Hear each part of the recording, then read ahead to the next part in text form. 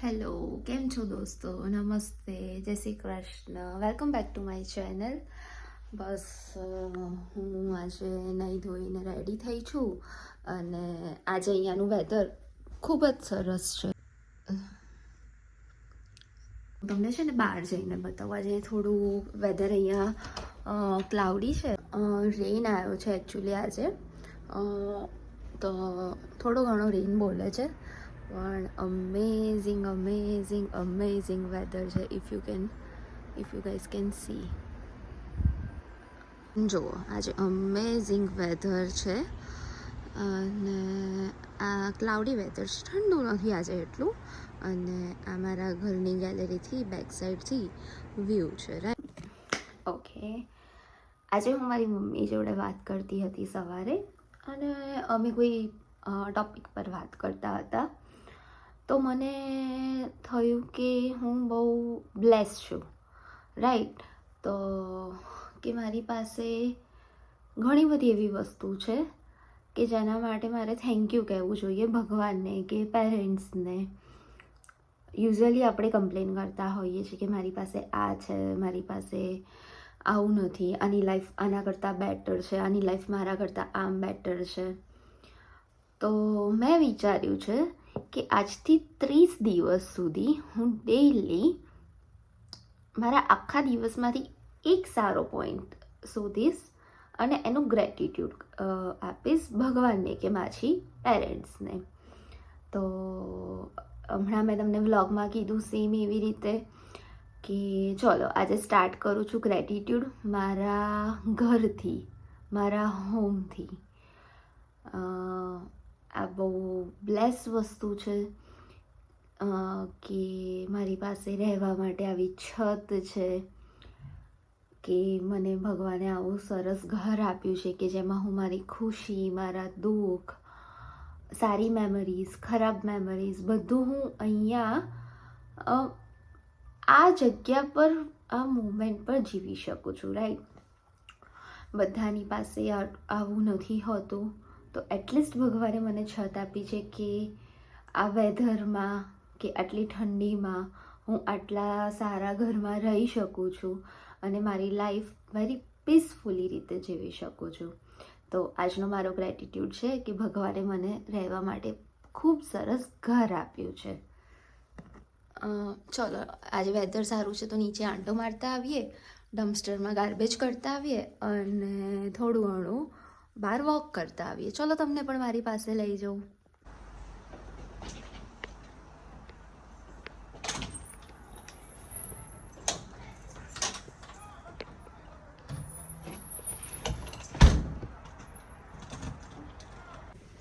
Let's go. તમને પણ હું લઈ જાઉં છું નીચે, મારા અપાર્ટમેન્ટના નીચે, અને તમને બતાવું કે અહીંયા કેવી સિસ્ટમ છે અને કેવું લુક છે મારા ઘરની બહારનું, રાઈટ.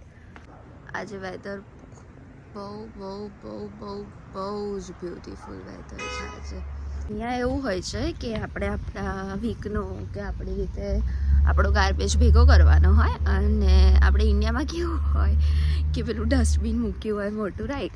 એવી રીતે અહીંયા પણ એવું હોય, આપણે જઈને નાખી આવવાનું અને લોકો લઈ જાય છે. અને જો હું તમને એક વસ્તુ બતાવું કે અહીંયા જે કંઈ પણ હોય બધું લોકો ડમ્પસ્ટરમાં નાખી જાય છે, અને કદાચ કોઈને જોઈતું હોય તો એ આવીને લઈ પણ જઈ શકે છે. વેઇટ, અહીંયા વોશિંગ મશીન છે જે કોઈએ બહાર મૂકી દીધું છે, કદાચ મારે જરૂર છે તો હું એને બોરો કરી શકું છું. એઝ યુ કેન સી અહીંયા કોઈ આખું વોશિંગ મશીન એટલું નીટ એન્ડ ક્લીન છે.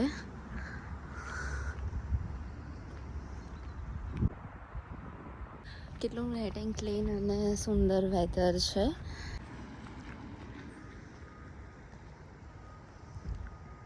As you guys can see આ સામે અમારી રેન્ટલ ઓફિસ, લીઝ ઓફિસ છે. અહીંયા બધા અપાર્ટમેન્ટના ડોક્યુમેન્ટેશન, રેન્ટ બધું અહીંયાથી સચવાતું હોય છે.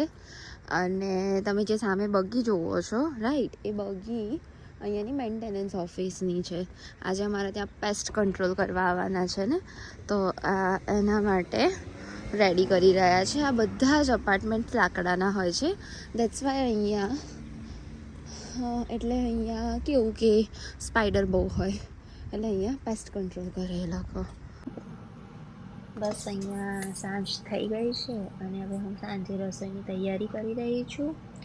તો આજે અમે શાક રોટલી શીરો બનાવવાના છીએ, તો બસ આ રોટલીનો લોટ બાંધવાની તૈયારી ચાલે છે. અને ચલો આજે હું તમને ગવારના શાકની મસ્ત રેસીપી કહું. તમે કુકરમાં તેલ, જીરું, હિંગ અને લસણ અને મરચાં, લાલ મરચું વાટીને નાખો. એમાં ટામેટાં અને ગરમ મસાલા એડ કરો અને પછી તમે ગવાર એડ કરી દો.